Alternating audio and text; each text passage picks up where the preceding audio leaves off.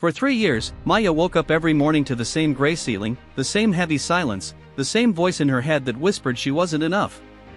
She had a job she dragged herself to, a small apartment that felt more like a container than a home, and a body that moved through each day on autopilot while her mind stayed trapped somewhere far behind. Depression doesn't announce itself with thunder. It creeps in quietly, like fog rolling over a field, until one day you realize you can no longer see the horizon. That's how it had been for Maya. She couldn't pinpoint the exact day joy had left her life. It simply faded, the way colors fade from a photograph left too long in the sun. She had tried to explain it to people once or twice. They nodded, said the right words, then moved on with their lives, unaware that she was still drowning long after the conversation ended. So she stopped explaining. She learned to smile in meetings, laugh at the right moments, and perform the version of herself that the world expected to see. Inside, she was disappearing.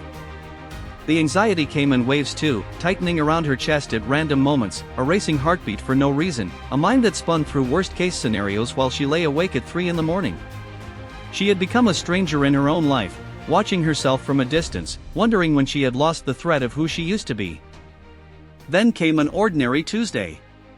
Nothing about it suggested it would be different from any other day. Maya sat on the edge of her bed, staring at her phone, scrolling without seeing, when her eyes landed on an old photo. It was her, 4 years earlier, laughing on a beach with her sister, sunlight catching her face, eyes full of something she hadn't felt in so long. She stared at that photo for a long time. And something inside her cracked open. Not in a dramatic, cinematic way. There were no tears streaming down her face, no sudden burst of inspiration. It was quieter than that. It was the simple, exhausted realization that she was tired of surviving. She wanted to live again. And in that small, fragile moment, she made one decision. Just one. She decided that tomorrow, she would take a single step toward herself.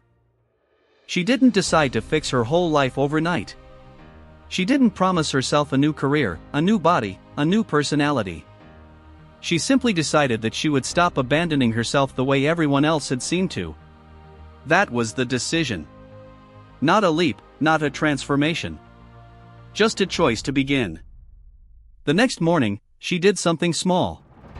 She opened the curtains. For months, her room had stayed dim, the blinds shut against a world she didn't want to face. But that morning, she pulled them open and let the light in. It felt almost foreign, the warmth on her skin, the brightness in her eyes. It was uncomfortable. But she stood there anyway. That same day, she wrote down 3 words in a notebook she hadn't touched in over a year. I am trying. Not I am fine. Not I am healed. Just I am trying. It felt more honest than anything she had said to herself in a long time. Over the following weeks, the decision she made on that ordinary Tuesday began to ripple outward. She started taking 5-minute walks, just around her block, breathing in air that wasn't recycled through closed windows and closed thoughts. She began drinking water before coffee, eating one real meal instead of skipping meals altogether. She allowed herself to cry when she needed to, instead of swallowing the emotion until it turned into something heavier. She reached out to a therapist, something she had considered for years but always found a reason to avoid. Sitting in that first session, she didn't have grand revelations. She simply spoke, for the first time in years, without performing. She let someone see the parts of her she had hidden even from herself. Healing, she learned, wasn't a straight line. There were days the fog returned, days the anxiety wrapped around her chest just as tightly as before. But something had shifted. She no longer believed those days meant she had failed. She understood now that healing wasn't about never falling, it was about learning how to stand back up, gently, without judgment, every single time. She began to notice small joys again. The smell of rain on pavement. The sound of her own laughter, rusty at first, like a door that hadn't been opened in years. She started journaling her gratitude, not because someone told her to, but because she genuinely wanted to remember the good, even the smallest fragments of it. Months passed. Maya was not a different person, she was still herself, still someone who carried scars from the years she had spent in darkness. But she carried them differently now. Not as chains, but as proof that she had survived something brutal and had chosen, again and again, to keep going. People often ask what changed everything for her. They expect a big story, a miracle, a single dramatic turning point. But the truth is simpler than that. It wasn't one extraordinary event. It was one decision, made on an unremarkable Tuesday, to stop giving up on herself.